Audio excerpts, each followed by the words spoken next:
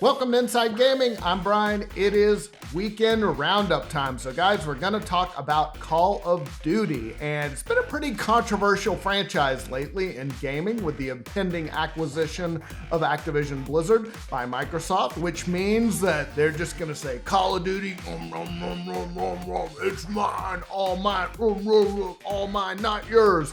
And actually they're saying, no, we'll share. But Sony not convinced. They have objected to the acquisition, saying that if Call of Duty becomes an Xbox exclusive, that would hurt PlayStation's console sales. Now, they currently have a deal with Microsoft that the next 3 Call of Duty games will be on PlayStation as well as Xbox and Game Pass, but obviously Sony is worried about what happens after all that. Well, not to worry, Microsoft says. Last week, Xbox said that it had, quote, provided a signed agreement to Sony to guarantee Call of Duty on PlayStation with feature and content parity for at least several more years beyond Sony's existing contract with Activision. Xbox said this offer, quote, goes well beyond typical gaming industry agreements. Then in a blog post, Xbox boss Phil Spencer said that, quote, we are committed to making the same version of Call of Duty available on PlayStation on the same day the game launches elsewhere. Basically, he's saying, yeah, it's going to be on Game Pass, but if you don't want it on Game Pass,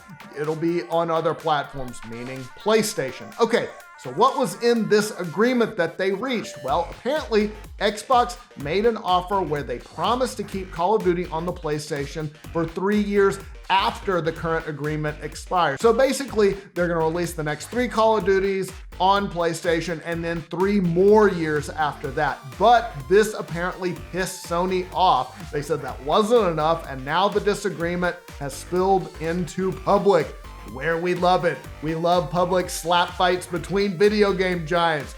PlayStation boss Jim Ryan told GamesIndustry.biz that the offer from Xbox was, quote, inadequate on many levels. Ooh, and if you know CEOs, that's hitting below the belt. He added, I hadn't intended to comment on what I understood to be a private business discussion, but I feel the need to set the record straight because Phil Spencer brought this into the public forum. Oh, he went there. Ryan added, after almost 20 years of Call of Duty on PlayStation, their proposal was inadequate on many levels and failed to take account of the impact on our gamers. We want to guarantee PlayStation gamers continue to have the highest quality Call of Duty experience, and Microsoft's proposal undermines this principle. So yeah, basically it sounds like Microsoft made them a private offer to keep Call of Duty on PlayStation for 3 more years, and then Phil went public acting like, hey, it'll be a multi-plat forever. And this is Jim Ryan slapping back saying, no it isn't. But at the end of the day, I don't know, it sounds like Sony doesn't have a lot of bargaining chips in this situation,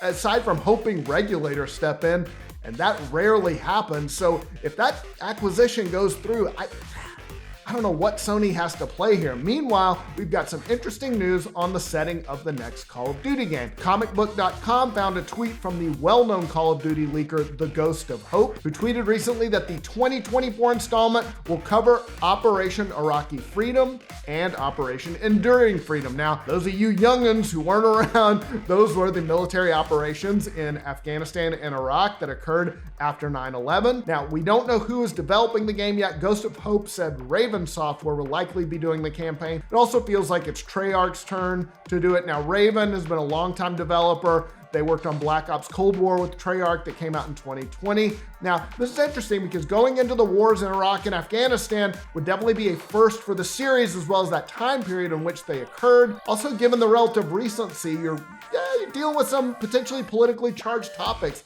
Then again, a lot of those same issues, like, oh, it's going to get political, that was brought up with Cold War. That game turned out to be pretty well received. As Ghost of Hope wrote, Call of Duty has never used the 1990s, 2000s era in any of their games. I think this is another perfect setting alongside Cold War that fits Black Ops very well. And then again, Call of Duty games have definitely been set in the Middle East before. Modern Warfare 4 back in 2007, but they didn't deal with explicitly with the post 9/11 wars in Iraq and Afghanistan. Now, regarding the 2024 game, Ghost of Hope was asked by a Twitter user, so the campaign would cover the 90s after Black Ops Cold War and the 2000s. Would that be correct?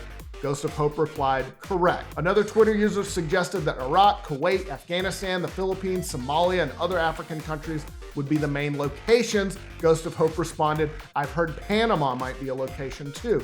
So that's interesting. Now, you might remember Activision skipping a Call of Duty game in 2023. That's the first time in almost 2 decades that that's happened. Bloomberg reported earlier this year Activision wouldn't have a 2023 release as a result of Call of Duty Vanguard because it failed to meet expectations. Some Activision executives felt like the iterations of Call of Duty were releasing too often for one to make as big of an impact as previous ones. Now, Activision hasn't confirmed that, and of course, we are getting rebooted Modern Warfare 2 later this year. All right, we'll get to the rest of the stories in just a second, but first, guys, let's talk about Honey, one of our favorite sponsors. Today's episode sponsored by Honey, the easy way to save when shopping on your iPhone or your computer. I love online shopping. I do it all the time. I just did it to get some birthday gifts for the kids. I never have a promo code ready though, and I feel bad because I don't. I see the little box to enter one. I'm like, I'm not in the know. I don't have one, but thanks to Honey, manually searching for coupon codes is a thing of the past. Honey, y'all know what it is. It's the free shopping tool that scours the internet for promo codes and applies the best one it finds to your cart. Just imagine you're shopping at home on a favorite site. You get to check out, the Honey button appears. All you have to do is click apply coupons. That's it. It searches the internet for coupons it can find on that site. Just takes a few seconds. If it finds a working coupon, you will watch the prices drop just like magic. Just boom, prices go down. Now, Honey, oh my gosh, it has saved me. I bought clothes, shoes, little like toys for the kids. I was shopping and then the button pops up. Boom, there it is. You want to save some money, BG? Yes, I do. And it was like more than I thought. I was thinking maybe a couple bucks, but more than that. It was like, I feel like I saved like 12 bucks one time. Super easy. Here's what you got to do, guys. If you don't already have Honey, you could be straight up missing out. And by getting it, you'll be doing yourself a solid and supporting this show. More importantly, I would never recommend something that I didn't use to you guys. Get Honey for free at joinhoney.com/inside. That's joinhoney.com/inside. On to the rest of the stories. Speaking of Xbox, they apparently really want to show off the next Fable game, but the developer is saying, hold your horses, boys. IGN quoted head of Microsoft Studios, Matt Booty, at PAX West, who said that Playground Games is doing a lot of cool stuff with the upcoming Fable game. And every time he sees it, he's like, can I share it? He said, though, that the team has made it very clear that I'm not going to be able to show anything until it's ready. And you know what? Good for them. That's the way it should be. Don't show stuff 5 years, 6 years in advance. Show us when it's like coming around, when it's going to be out next month. That's the way I like it. Now, you might remember that Fable for Xbox Series X was announced more than 2 years ago. Xbox says it's being developed with the Forza engine. That's, of course, the franchise Playground is known for, and there will be a new beginning for the franchise. Booty did talk a little bit about the development. He said Playground is bringing the same craft and dedication that they brought to Forza Horizon. He also admitted that giving Fable to a developer best known for racing games was a bit of a head scratcher, but he said that Playground has proven that they get it. So, hey, you know what? Switching up genres really worked for Guerrilla Games, so I'm stoked to see what they come up with. The Chinese conglomerate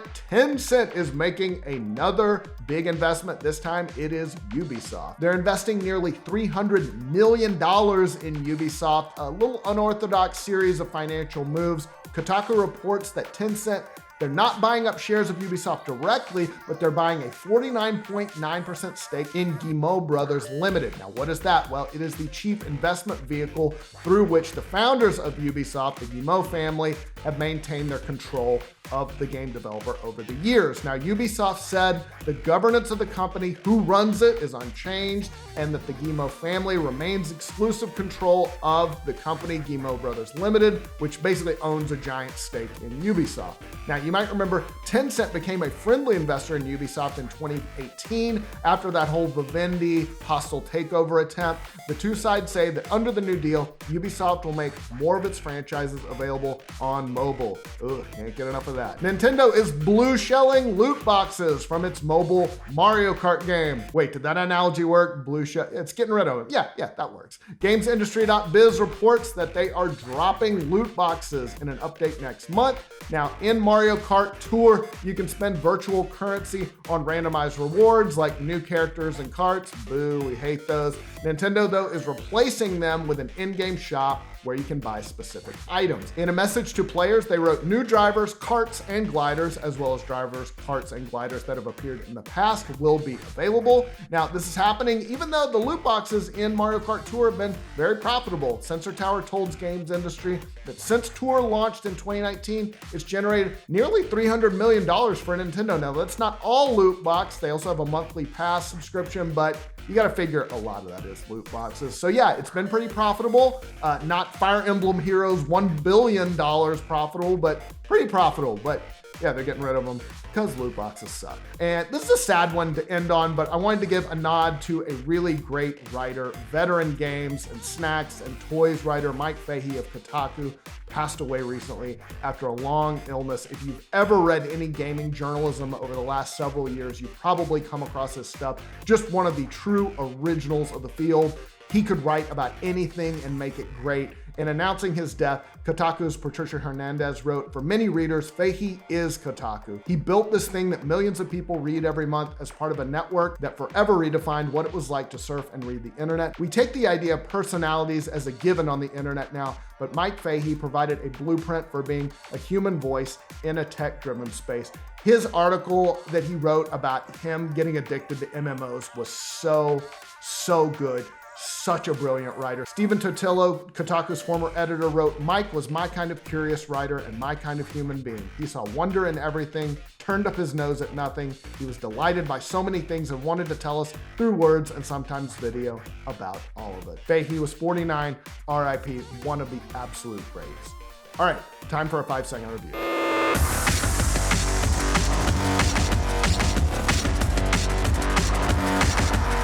So yeah, it's like Pokemon, also very funny. One trainer ran up to me and he started running his mouth and I had the dialogue option of, "Let's just fight, dude."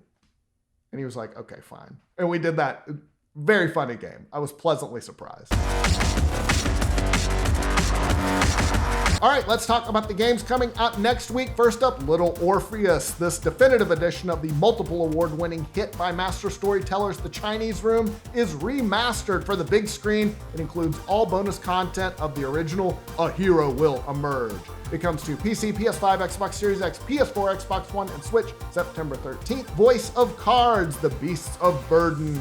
The Voice of Cards series are RPGs where everything is shown through the medium of cards. It comes to PC, PS4, and Switch September 13th. World War I Isonzo. Ferocious alpine warfare will test your tactical skills in this authentic World War I FPS. Battle among the scenic peaks, rugged valleys, and idyllic towns of northern Italy. The Great War on the Italian front is brought to life and elevated to unexpected heights. Comes to PC, PS5, Xbox Series X, PS4, and Xbox One September 13th. 13 Remake. 13 is a remake of the cult first-person action game that was initially released in 2003. You play as 13, a man without an identity, in a solo campaign with numerous twists and turns. Inspired by the eponymous graphic novel, the game features a completely reinvented and unique shell-shaded design. In 13, players can also take part in fierce multiplayer fights. Comes to Switch September 13th. Cube 10th Anniversary. Entirely rebuilt from the ground up, Cube 10th Anniversary is the ultimate celebration of the decade-old original, bringing refined visuals, completely redesigned and revised gameplay sections, and a whole new chapter to the award-winning, brain-twisting first-person puzzler. Comes to PC and Xbox Series X September 14th. Despot's Game. Dystopian army builder. Guide puny humans through Despot's Game. A roguelike tactics army battler. Equip your team and sacrifice them through procedural dungeons as you fight enemies and other players. Comes to PS5, Xbox Series X, PS4, Xbox One, and Switch September 15th. Metal Hellsinger. Strike terror into the hearts of demons and devils as you fight your way through 8 hells. Metal Hellsinger is a rhythm FPS brimming with diabolical enemies, powerful weapons, and metal music. Set out on an infernal journey in order to achieve the purest of goals, vengeance. It comes to PC, PS5, and Xbox Series X September 15th. Ultimex. Your mech is ready. The crowd roars. Welcome to the arena. The thrill of professional athletics meets the precision of purpose-built machines in Ultimex. the next multiplayer VR game experience from Resolution Games. Comes to PC VR and Oculus Quest 2, September 15th. Wayward Strand. Wayward Strand is a heartfelt story told in a curious way. Hop aboard an airborne hospital and meet its fully voiced cast of eclectic characters. As time passes for everyone on board, explore the interwoven lives of the patients and staff, discover something new on each and every playthrough. Comes to PC, PS5, Xbox Series X, PS4, Xbox One, and Switch, September 15th. And finally, Hidden Through Time Definitive Edition. Hidden Through Time is a cute game of hide and seek with objects scattered throughout the wonderful history of our world. Use cryptic hints to discover every secret as you explore the colorful hand-drawn levels. Find enough objects to advance through the next stage and make your way through all 4 great pages. Comes to PS4 and Switch, September 16th. That's all the news I got for you this week, guys. I hope you're having a great weekend. Happy birthday, Ben. We'll see you soon.